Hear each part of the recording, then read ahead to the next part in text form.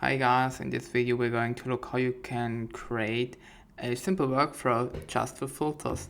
So for example, we have here a client onboarding overview, and if we have a new client, the onboarding status is not started, which is quite logical.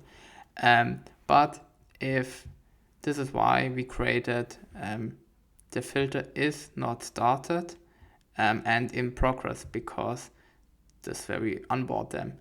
If we then onboarded them and are finished, we have the active clients view, which is exactly the same database, the same table. The only difference is that in this case, the filter is onboarding status is complete. So it only shows those clients where the onboarding is complete. Furthermore, we have a second filter, which is called project status. And again, we want the project status not started, but in progress and in progress. So for Porsche, we onboarded them, but they did not start with the project yet. So that's why they're active. And then we finally have a view which is called client archive.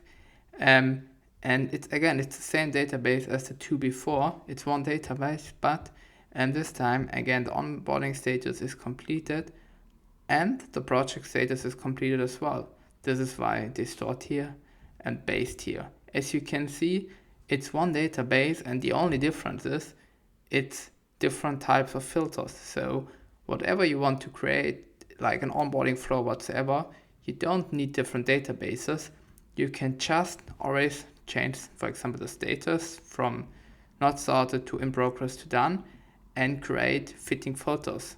It's quite easy to create a filter. You just click on add filter and then you can create a filter for whatever purpose you want to. Yeah, I hope this video gave you a bit of an idea how you can create such an onboarding view, such a filter view just for filters. Thank you so much.